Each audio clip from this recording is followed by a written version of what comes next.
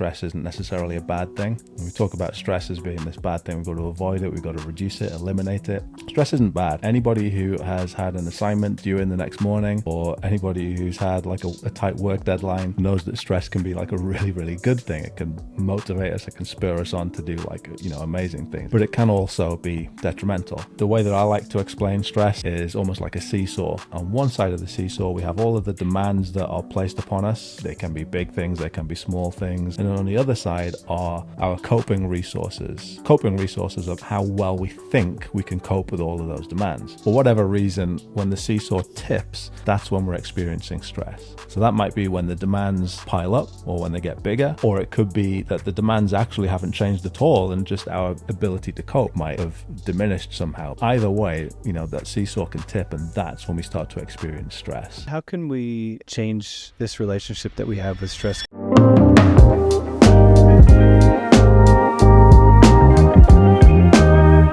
Hello everyone, welcome to our last and final episode of Ditto for season 1. Thank you so much for joining us on this journey. It's been a lot of fun, but we're super excited for this last episode because we have another amazing guest that I will let Matt introduce us to. Yes. Ashley, by the way, how are things? Training, life, things going okay? Yeah, things are good in the grind. Head? I know you had a hard collision in a match the other day. How's the head? Yeah, it's good. Head is all good. I just had a little bump on my head, but I'm fine. I've recovered and we're here. So things are well. Thanks for asking. Yeah. Okay, good. Yeah, so this is a huge privilege for me. Not that the other previous guests weren't privileges. This for me is a huge privilege.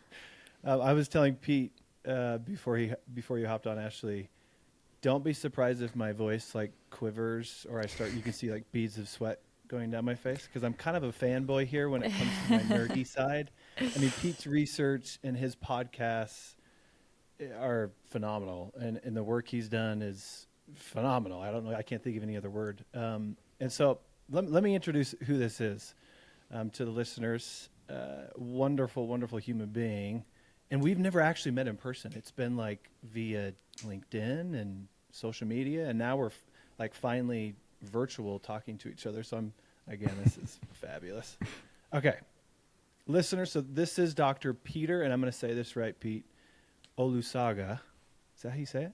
Yep, awesome, that'll do. I got it. Okay, I was practicing that before we got on. Dr. Pete Olusoga, he is a BPS, which stands for British Psychological Society, chartered psychologist and senior lecturer at Sheffield Hallam University in the UK, which I think we were just saying this, Pete. Sheffield, for those that are wanting to orient themselves in terms of where London is at, you said just south of London a couple hours, or did you say north? So north, yeah. It's about 2 hours north of London on a train. But the UK is so small compared to the US that it's like just pretty much next door to London. I know, right? You can be in another country in 45 minutes. It sounds awesome.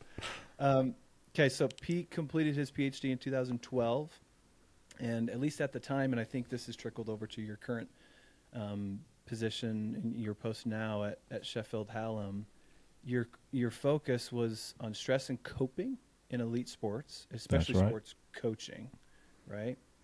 And then going into that, current research is on burnout, well-being, and sustainability. I love that word, in high-performance environments. And I want to go over kind of from your perspective, Pete, here in just a minute.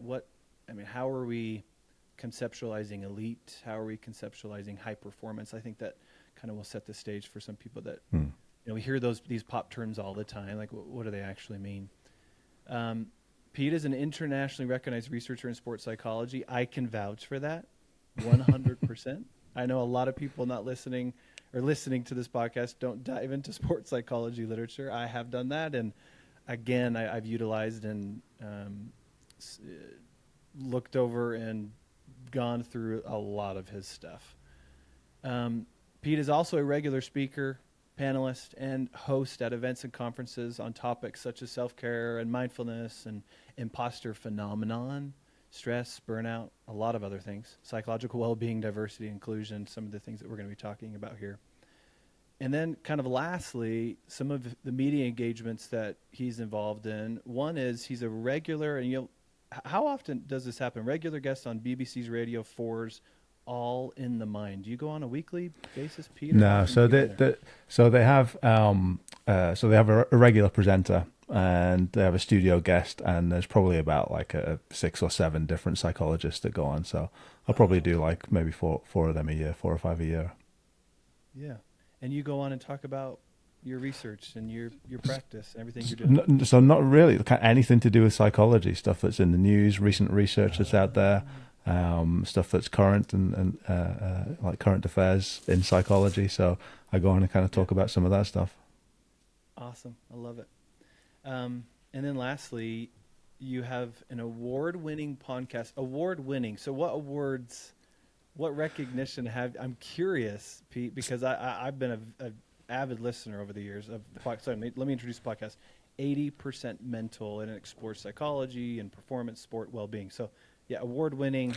Yeah. What is that showing? So I was really honored to win an ASP award, the Association of Applied Sports Psychology. It was, let me get this right, distinguished.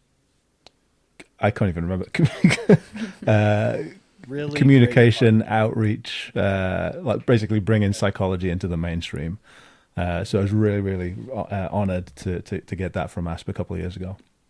Yeah, that's wonderful. I've been listening to the podcast, I think, for about 4, maybe 5 years now. How long has it been going on? Since 2020, so pretty much exactly 4 years. I started it in September 2020. Yeah. I think as soon as it started coming out, I think I started listening to it.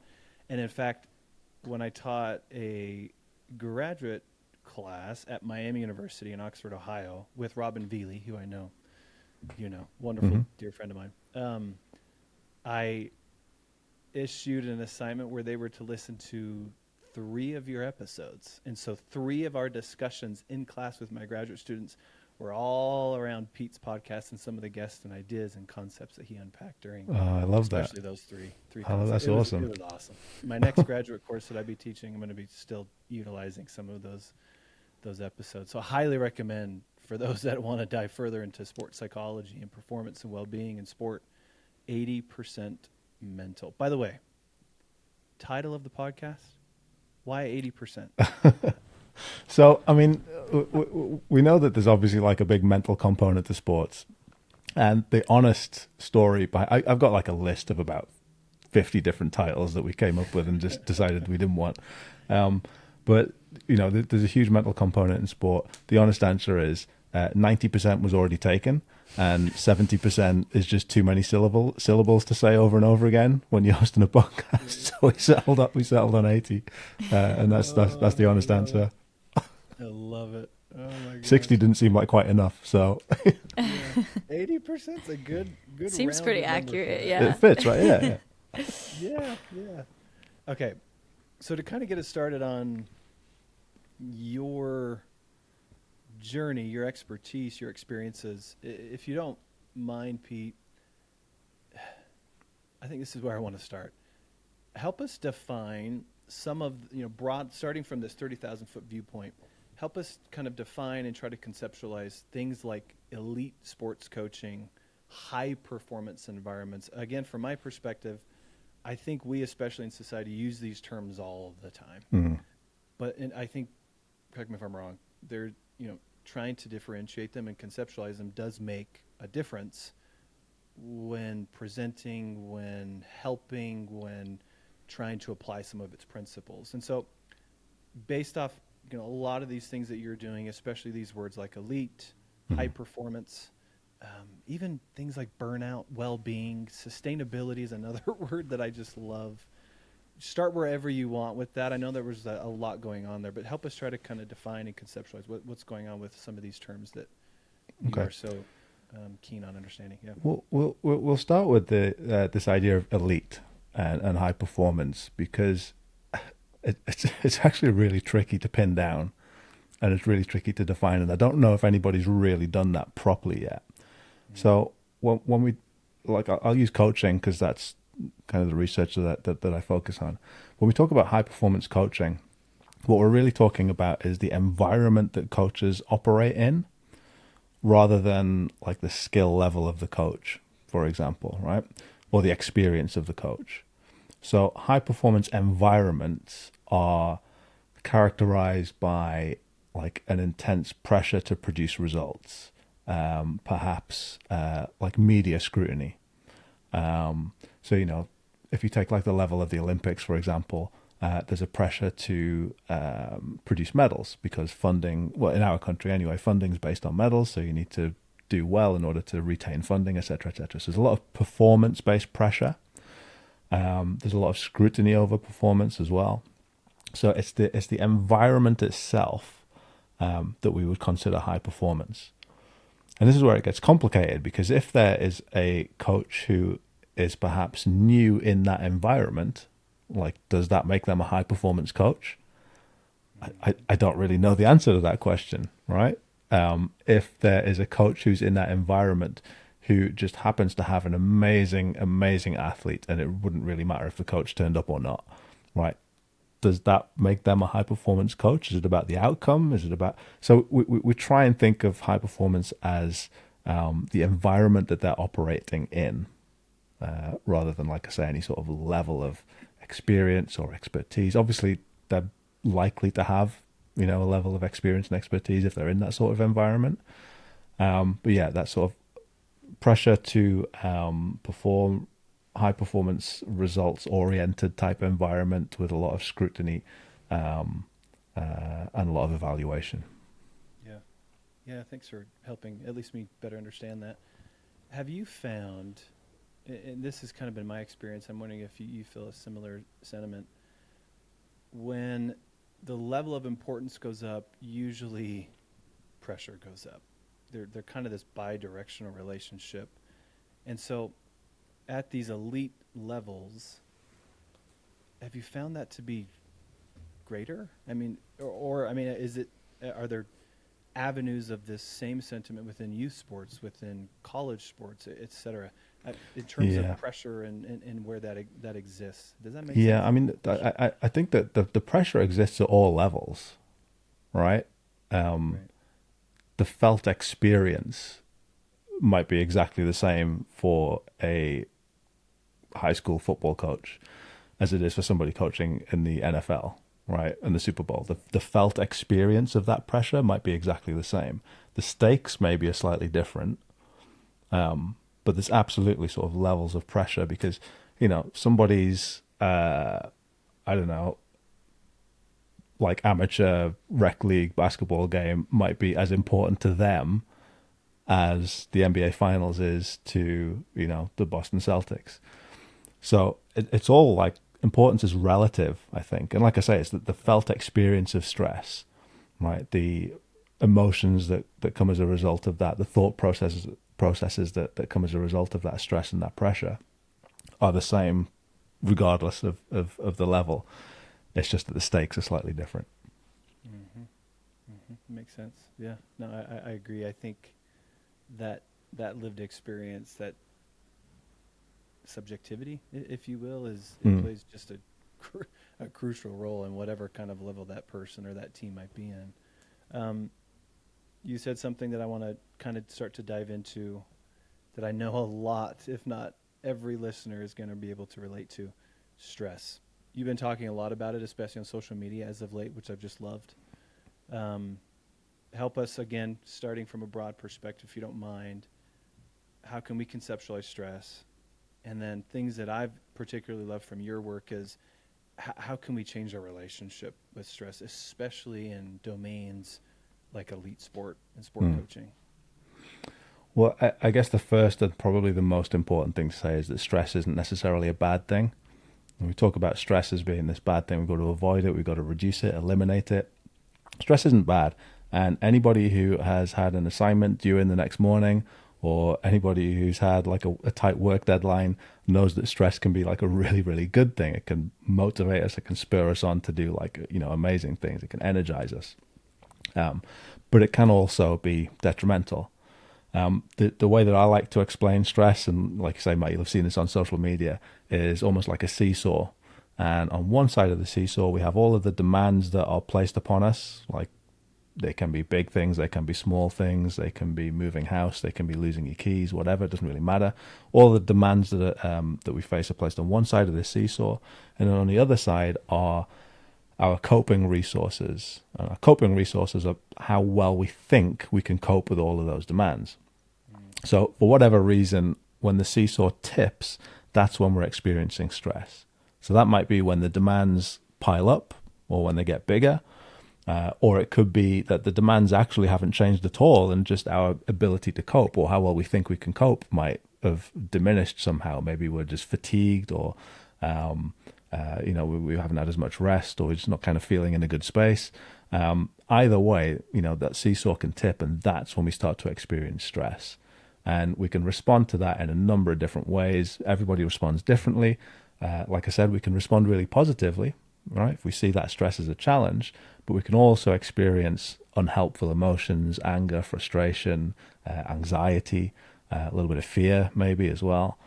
We can behave differently when we're stressed. And again, anybody who's experienced stress will recognize that their behavior sometimes changes. You might get a little bit sharper with somebody, a little bit more irritable. I get irritable. And obviously there's the kind of physiological stuff as well that goes on, the fight or flight, the increased heart rate, the breathing rate, all of that stuff can, they're kind of those acute responses to stress as well. So that imbalance between demands and resources, and then everybody responds to that really, really differently depending on their own individual histories and coping skills and abilities and backgrounds. Mm-hmm. And then how can we change our relationship with stress based off of everything you just said, especially in a domain like professional soccer? Ashley plays professional soccer. How can individuals like herself, and even coaches, because I know coaching is a big part of your research, change this relationship that we have with stress? Because it's inevitable. We all experience it, and we're going to continue to experience it. So how can we kind of make it our friend, so to speak? Well, I think the biggest thing, and I talk about this all the time, is self-awareness. And, self-awareness is this foundational psychological skill, and it kind of underpins everything else in psychology. So in order to change that relationship that we have with stress, like the first thing, the kind of fundamental thing that we have to do is understand, okay, well, like, what are the things that stress me out? Like, what actually are my causes of stress? What are the things that, will tip that seesaw? Like, are they the big things, right? Maybe are they some of the little things that pile up? And just being able to notice when that's happening, notice when those stresses are starting to pile up, that's an awareness skill, right? Understanding how you normally would respond to stress, that's, again, it's a noticing skill, an awareness skill. What does my body do? Where does my brain go when I'm experiencing stress? How do I start thinking slightly differently? And that allows you to notice when something that would ordinarily be okay, that's kind of irritating, is now causing you to throw things and swear at people, right? And noticing when your responses to stress start to change, right? That's when you can start to do something about it. So again, it's an awareness thing that helps us to change that relationship that we have with it. We know, I know what my body does. I know what my brain does. And that foundation allows me to then choose something different, which sounds really easy when I'm saying it, but actually it's really, really difficult. But it's about finding those gaps, those little moments between stimulus and response, right? I know that these stresses are coming. I can feel them coming. I know what they are. But I know what my responses are normally. And if you can find that little gap between stimulus and response, then that's when we can maybe choose to do something different, choose to do something more productive, choose to do something that helps us cope a little bit more efficiently, I guess. Ashley, do you relate to that at all? Oh my gosh, yeah, 100%. Yeah, I mean, I think a point of emphasis that I really like is finding that little gap. And I feel like you can't find that gap unless, a lot of the times, us as professional athletes, sometimes we think this stressful situation that we've been placed in, or something, a role that we've been asked to play, is like outside of our control. And so we get stressed out and we just think that we can't control anything. But when you take a step back and, like you said, you practice this self-awareness and trying to understand how you're reacting to a specific situation, then that's where I feel like you find those little gaps to be able to influence, you know, whether it's your emotions or your reactions to a specific situation. But yeah, it's definitely a lot harder to do than to talk about. But I think being able to just take a step back and recognizing, you know, how your body is reacting to a stressful situation is a really good place to start. And Ashley, I'm not speaking for you, so please confirm after I say this. Okay.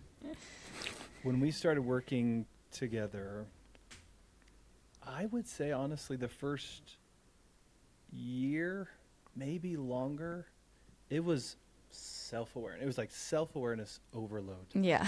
Right? And so Yeah. as soon as Pete's like, well, it starts with self-awareness and even ends with self-awareness. Yeah. I was like, ding, ding, ding, ding, ding for me and for you, right? And I know that was just, it is so big. It's so easy to say becoming more self-aware, but man, it requires a lot of deliberate and consistent practice like you've done. In fact, Pete, I remember it was like one of the proudest moments in my professional experience. After like 3 years, I think, Ashley, I don't know why this was the day when this happened, but you showed me your notebook. Mm-hmm. I mean, Pete was just saying, make note between stimulus and response. Make note when this environment, when this domain causes stress, when this happens, and what you're going to do about it.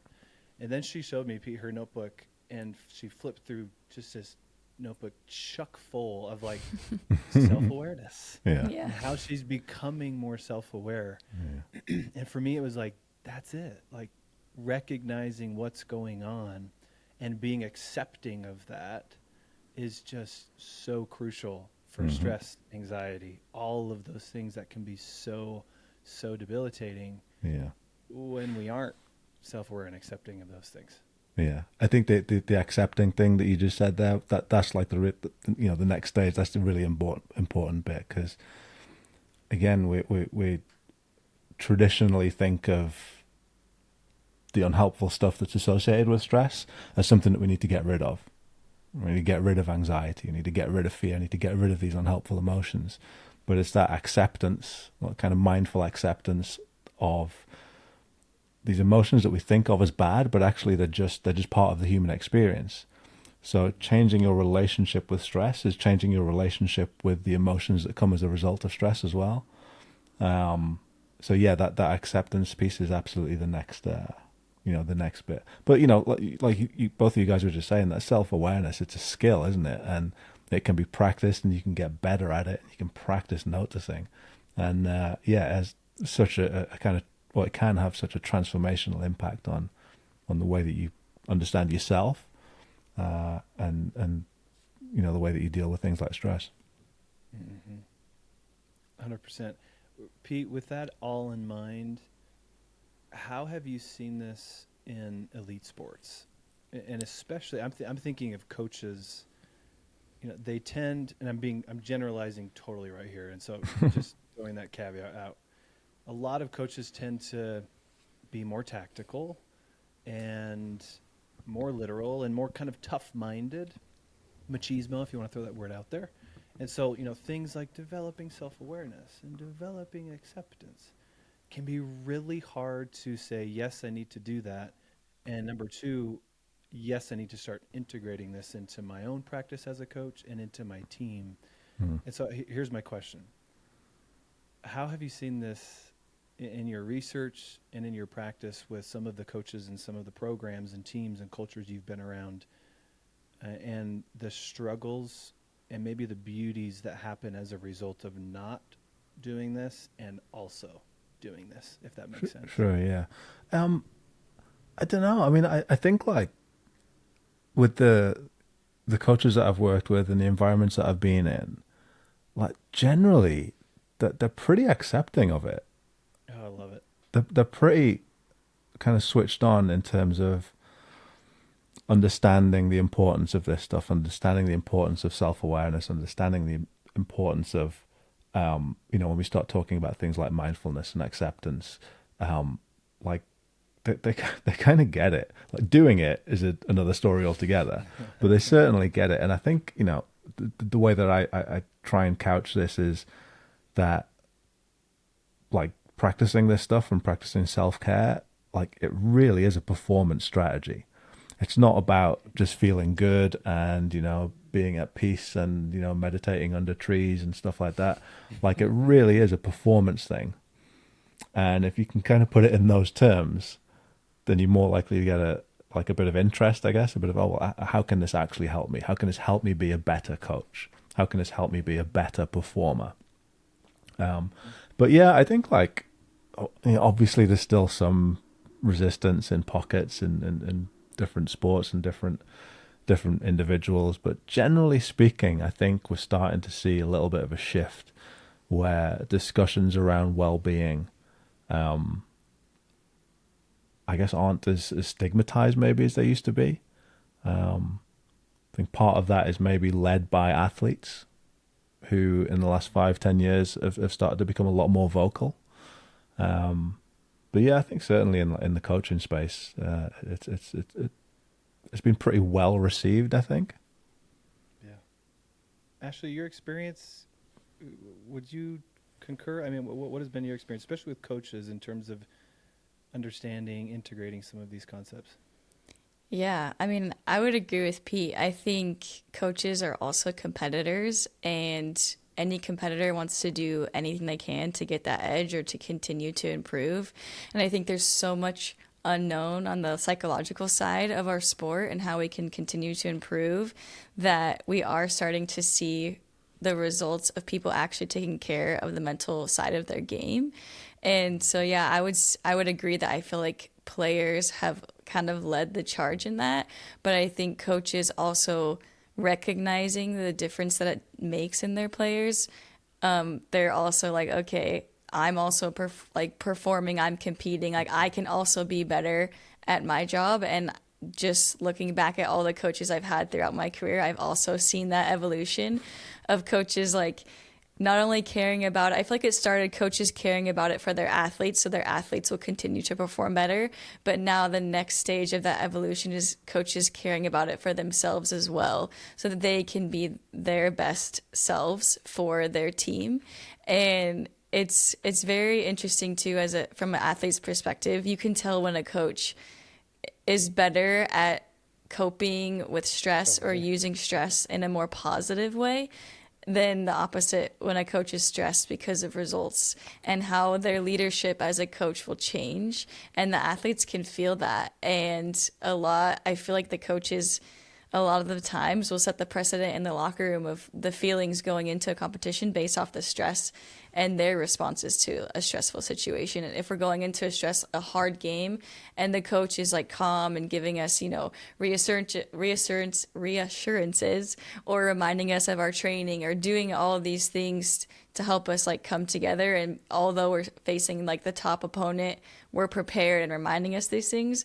But if the coach is like scared and stressed, and like you can tell that they're getting a little bit more snippy in training because maybe things aren't as clean as they should be, we can also feel that as players. So I mean, it's also interconnected, and so I think it's really good that coaches are also taking care of that side of their game. And I'm excited to continue to see where sports go as we all continue to improve, because I think we'll all just continue to get better.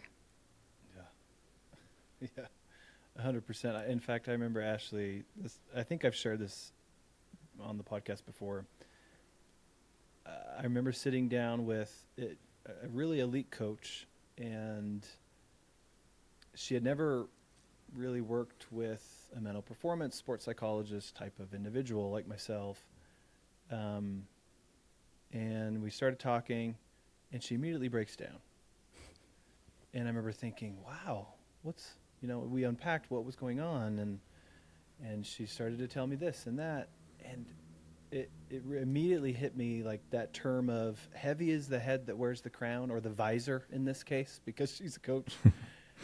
And I thought exactly what you two have just been saying. Like, you're performing just like athletes, and you need to be doing these things just like your athletes. But we tend, I think, especially in elite settings, in my short time of experience, I think we tend to forget that it's not just about the holistic development of the athletes, of the performers, but the coaches as well, because they're having to perform just like their athletes. And so it's interesting to talk to some of these coaches and to recognize that importance, and hopefully, right, and I know your research speaks to this, integrate more of that for everyone involved in the program, on the team and the culture, et cetera, because it's of that importance, so everyone can be developing just like the athletes. So okay, Pete, so switching gears here just a minute, because I want to get your take on some of this. You've discussed on your podcast, and I know on a lot of your social media posts, this idea of kind of socio-cultural components integrated within elite sports, into just sports in general. And it was especially intriguing to me because my research as a doctoral student essentially came from this socio-cultural lens. You know, I tell people all the time, like, yeah, I have a PhD in sports psychology, but I studied religion and spirituality and its intersection in sport. And they're like, shouldn't you study like imagery and self-talk and goal setting? And I'm like, those are some of the things that we studied, but my research was that, and it was amazing. And that is uber interesting to me. And so for you, I know race and culture have been kind of at the forefront, at least of what you've been speaking about. And I think in some of your research, correct me if I'm wrong. And so here's my question, and it's a big one, but I would love to see where you take it. How do both race and culture, or maybe just race, impact the stress athletes face? And maybe even more importantly, what can we do, or what can be done to make sport more inclusive and more safe regarding some of these issues? Yeah, you're right. That is a big question. That is a big question. Let me tell you a story. Someone sent me this story a couple of weeks ago. You can edit it out if it's too long, but it's a good one. So there was did you hear about? There was a woman who moved to Michigan from New York, and the whole time she lived in New York for like 20 years. Got pulled over by the police like twice. White woman, right? Moved to Michigan and got pulled over by the police like 5 times in a year. Little white lady, and she couldn't work out why. Right? She'd moved to Michigan. She was just driving along. She had 2 dogs in the car. She had like a poodle and a Jack Russell or something. And when she got pulled over, the cops would look into the car, and that was it. No ticket, no nothing. She was just told that she was like, a few miles under the speed limit. Got sent on her way. And this kept happening. It happened like 3 times, 4 times. And like, they'd approach the car window, look in the car, relax a little bit, and then just send her on her way saying, oh, you like impeding traffic. You're driving a little bit too slow. Off you go. She couldn't figure out what was going on. And then one day she was sat in a diner, and another woman came up to her and said, there's a black guy outside stealing your car. And suddenly, like, the penny dropped. A black poodle, would sit in the front seat of her car. Oh my gosh. And when it was like evening time, from behind, looked like there was a black guy sitting in the car. So the police would pull her over and over and over again, hands on guns, come up to her, realize that it was a dog, suddenly relax and just send her on her way. And like that was the point at which she realized that not everybody walks through this world in the same way. Not everybody has the same experience. And it was this kind of light bulb moment for her. And I love that story because, it took that experience for her of being pulled over and just couldn't get it, didn't understand it, to suddenly realize, like my experience is different. And I think like that is the starting point for thinking about how stress and race maybe are related. Like understanding that actually like my experience of the world is different to yours. The same stressors might have a different outcome for me, or some different things might be stressors for me than they are for you, right? And just starting with that, we can start to see how stress and race are related. So for Black athletes and coaches and, you know, performers, and like being a superstar athlete doesn't make any difference here, because we saw what happened with Tyreek Hill a couple of weeks ago. I was just thinking that, yeah. Right. Doesn't matter. Doesn't matter that he's a superstar athlete. His experience of the world is very different to somebody who is racialized as white.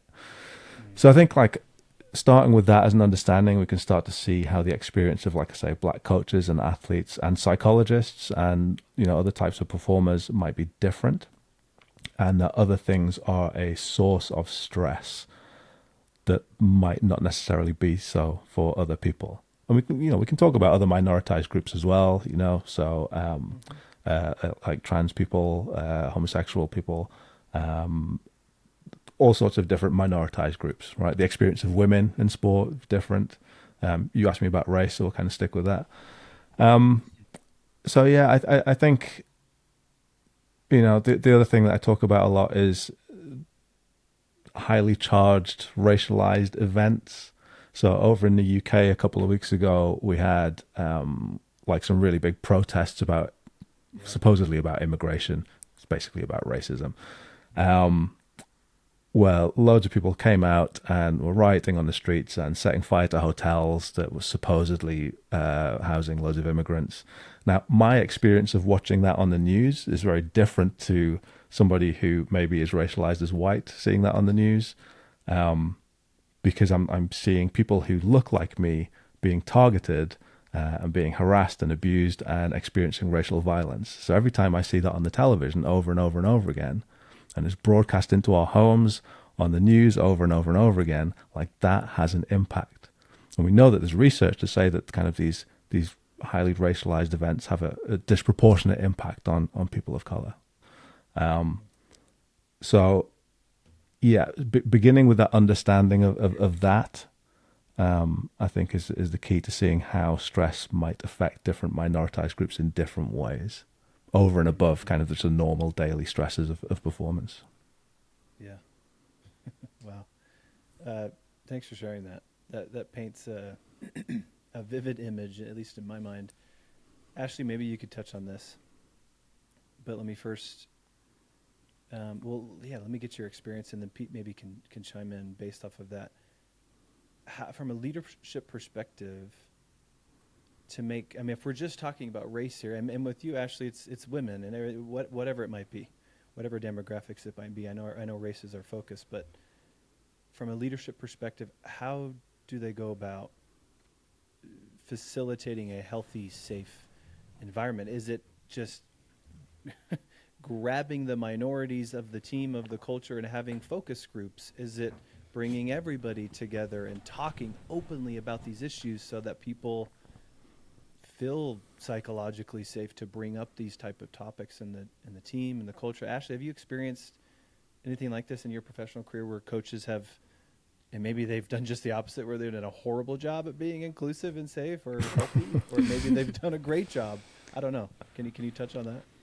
Yeah, definitely. I mean, I think first and foremost, it's important, especially like me as a captain on my team, being in a leadership role, is you have to know each and every one of your players on an individual level. And I feel like if you don't, then it's really hard to serve them to the best of your ability and to know what they want, because everyone wants something that's different. Some people may like it to bring the group together and have a really good, open, honest discussion. Some people might not like that. They might want smaller groups, or they might want people reaching out to them on an individual, more like intimate conversation. So I think it's just having a pulse for what your team wants and what they need, and also making sure that you take extra care of those people who maybe are of a minority that might not have as big of a voice as the majority of the group. So yeah, I think I've been on different teams that have handled things different ways, and I've been under different leadership, and so I feel like I've learned a lot. But I think first and foremost, the best first step is to have a relationship with every single one of your players on an individual level, and so that they know that you genuinely care about them as a person, and that's a great place to start. And then you can move forward from there and how to maybe address issues or to address a team, or if there's something going on in the locker room. I think if you don't have that foundation, then it's really hard to solve problems and make people feel seen and heard.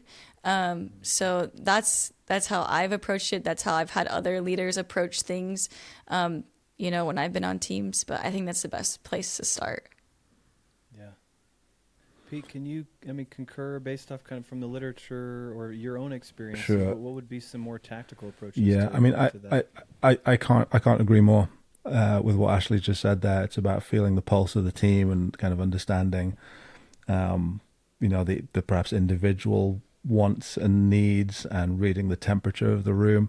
It can be really powerful to have, the whole team there with people sharing their experiences of, whatever it is that's been happening, whether there's been, racial violence in the news or whatever it might be. That can be a really powerful thing, but you also have to understand that if you're asking people to share their experiences, that puts people in a really vulnerable position, and they may not want to be in that position. So it really is just about understanding your players, understanding your team, so that you can have those types of discussions individually and get a feel for what might be the most useful thing to do. Nothing's going to be perfect for everybody, but I think one of the most powerful things that leaders can probably do is to allow the space for their athletes to talk if they want to talk, and to not talk if they don't want to talk. So you can't force people to do stuff, but equally you have to allow them. And I think we've seen a lot of this in the social justice movement, when athletes are really passionate about participating in social justice activities and movements. And, I think it's really important in those times and in those moments to allow athletes to use their voice if they want to use it. But yeah, it really is. Like I said, I couldn't agree more with what Ashley just said there about reading the temperature of the room, feel the pulse, have that relationship with individual athletes to see what might be the most appropriate course of action. Yeah. Yeah, I love the individuality component to that. I think it's really, really important. In fact, I was talking about this a number of years ago with some grad students, and how important it is to do this, to help people feel that safety. And then one comment came up, and it was a great comment from a student. They said, well, American football, there's 120 plus athletes on the team. Yeah. How do you individually as a head coach make time with already an 80-hour work week to individually sit down and make somebody feel that safety or allow that safety to exist? And then my comment was, well, how many coaches are on the team? There's a reason American football has 30, 25 coaches, staff members. And it's not just to, be a better quarterback or be a better receiver or be a better running back. It's, I think, in my mind, especially from this holistic lens, so that individuality component can, in theory, still exist even in large sporting environments like American football, where you do have a lot of athletes on the team. So anyways, it was an interesting comment. Pete, I want to get your take on this, continuing to pull on this thread. John Amici, I know who was a guest on your podcast at some point. Yeah. For those that don't know, he's, I think, British American. He's a dual citizenship, if I'm not mistaken. He's an organizational psychologist, wrote an amazing book called Find Your Inner Giant, I think is the official title. Is that right, Pete? But he talks very openly, very eloquently. The Promise of Giants, sorry. The Promise of Giants. I'm just looking at my bookshelf. Just want to make sure that's right. Yeah, The Promises of Giants. Yeah. Some Giants was in there because he's a giant. He's so big. He played in the NBA for a number of years. He's an organizational psychologist. He's a black man. He's a gay man. And so I want to ask you, Pete, what have you learned from this individual, from John, in terms of better understanding, race and culture and its integration within sport, especially? I'm curious. Oh wow! I mean, I had John on the podcast a few years ago, and if I can plug my own podcast, it was such a good conversation. It was such an amazing conversation. Yeah, and I'm kind of really fortunate enough since then to be able to say that, like, John's a friend of mine now.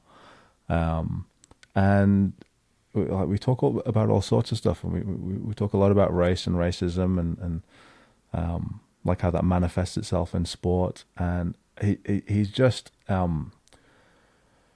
he's such a stoic and like gentle character, and very measured in everything that he says, and very measured in his responses to things. And I mean, I'd like to say I've taken that on board, but I'm not. I'm absolutely the opposite. I'm like reactionary and gobby, and yeah. But yeah, I think I've.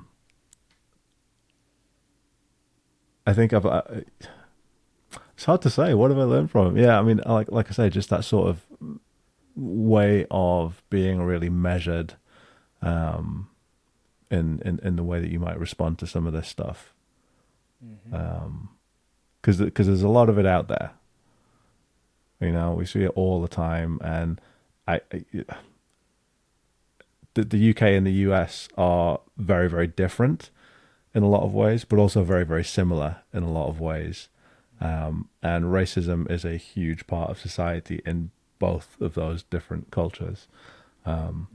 And like I say, I'm a bit mouthy and a bit gobby, but I certainly think that they're kind of trying to be a little bit more measured. In my approach is something I would say that I've learned from John. Yeah, there we can see the self-awareness skill set coming right. into play again, right? I have two more quick questions. One's a silly one and one is more serious. Ashley, okay. Before I ask those, do you have anything you'd like to ask Pete?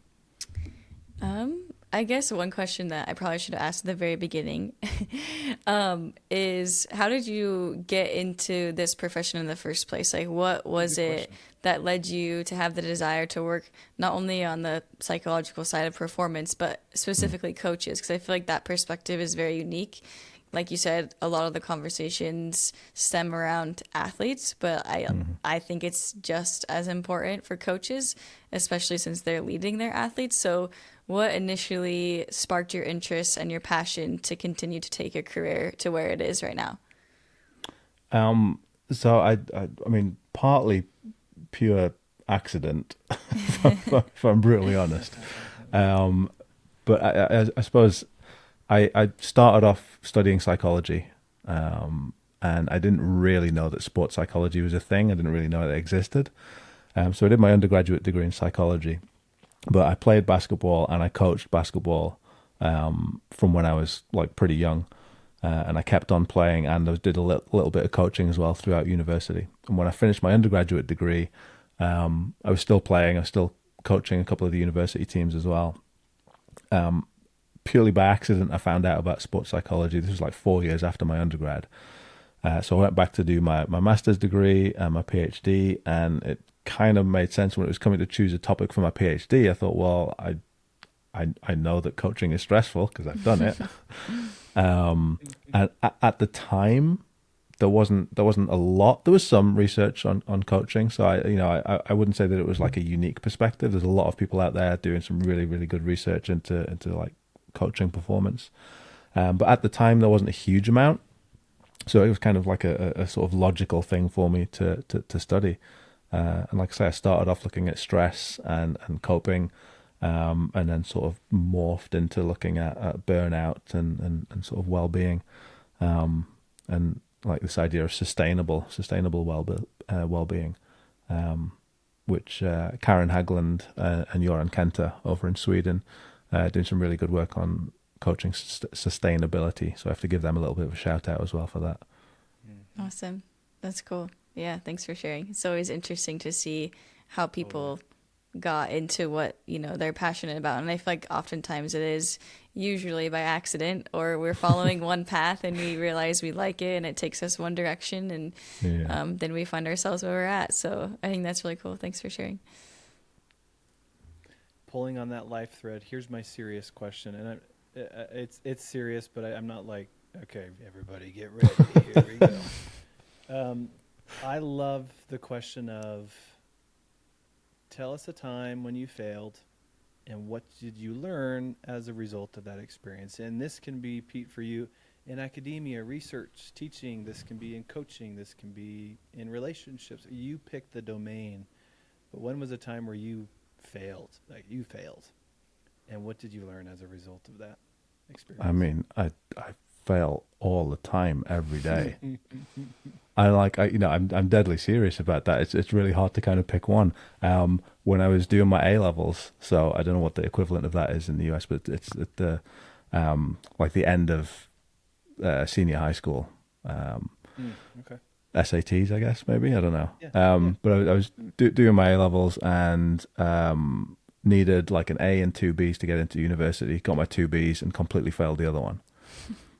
Totally failed it. Had to go back to college, and ended up doing a couple more A levels. Did psychology and sociology. Ended up doing university, so it all worked out. But failed then, and learned that I thought I was kind of nailed on to get what I wanted. Didn't. So I had to kind of pick myself up off the floor.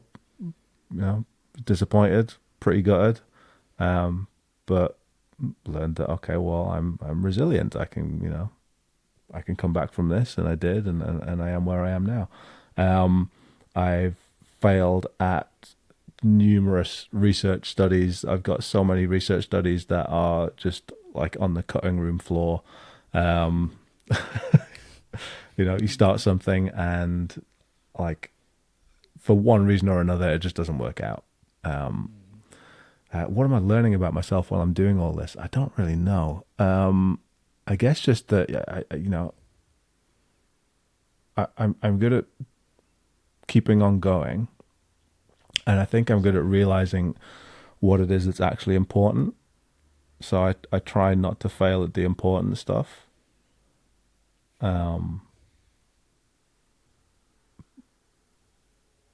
I don't know. I was going to say like being a good father, but again, like I mess that up all the time. But who doesn't? But it's just trying to sort of reorient yourself. That's it. Maybe that's what I'm talking about. So is it a really long-winded and winding answer to a fairly straightforward question? But I guess it's like thinking about like values, right? And like I do a lot of work based around acceptance commitment therapy, right? Values is a big part of that, understanding like what your compass direction is in lots of different areas, and understanding that you're going to fail all the time. That's kind of where I started, right? I fail all the time, but it's about noticing when that's happening and just reorienting yourself. And through experience and just through failing over and over and over again, you get good at noticing when it's happening, and you get good at reorienting to moving in the direction of what's important to you. Mm-hmm. I should have just said that at the start instead of waffling for like 2 minutes. I don't know. I love it. You reoriented yourself to get to that I did, answer. yeah. So I failed at that you're question. You're practicing it right now. I failed to answer your question, noticed that I was failing, and then reoriented myself. That's fabulous. I love that word, reorientation. I know I just experienced that, Pete. My wife left for 4 days. We have 2 small kids. I had to reorient myself like 3 billion different times. I bet. Oh, gosh. It was unbelievable. The moment she left, like chaos just ensued, and it didn't stop until she got back. And so resilient, I mean, you said resilience and you said reorientation. Those things definitely came into play in trying to be a dad. Oh, my gosh. Awesome. Okay, here's my last silly question, and then we're gonna cut you loose. You ready for my silly question? Go for it. I'll try, Okay, try and do a so better job of answering it. I know. Here we go. So I'm a Chelsea supporter, Yeah. Chelsea Football Club, Okay. Someone's but got to I be. need to ask. I I need to ask from someone who lives in the UK. Yeah. Is Chelsea the equivalent of supporting the Lakers here in the States? Because if it is, I'm not going to really support Chelsea anymore because I do not like the Lakers. And so who would you equate, like either NBA or NFL to Chelsea, Oh, that's maybe a Man good United, question. Man City, etc.? Yeah. That's a good question. Because what happened was Chelsea came into like a load of money, didn't they? In Right. the kind of like 2000s, early 2000s. And they were like amazing for a while. And everybody started supporting them because they were amazing Yeah. and they had loads of money. So they just bought everyone who was really good. And now they're less good. So Yeah. I'm trying. It's like I'm trying. Man City right now, right? Right. So I'm trying to think of like an equivalent in the NBA. The Lakers is a good one. That kind of makes sense to me. Okay. The kind of team with a sort of history of doing really well, and now they're kind of like just struggling and So that makes sense. The Lakers, yeah. Okay. Why have to can I rethink who I ask why support. Chelsea, Matt? Why? So it started with Christian Pulisic when he was playing for Chelsea. Mm-hmm. And I've always weirdly followed Frank Lampard, even though he's not associated Okay. with the club anymore. Yeah. I liked when he was playing, and I liked when he was the manager, and I wanted a team. I Yeah. wanted to pick a team in the Premier League, and so for me it was like, okay, well, Christian plays for him, and I like Frank Lampard, and so I'm gonna roll with Chelsea. And that was like 5 years ago ish, Yeah. 6 years Okay. ago maybe. Frank Lampard was a brilliant fantasy football league captain. rock solid every week. Goal and assist, solid. That's hilarious. Awesome.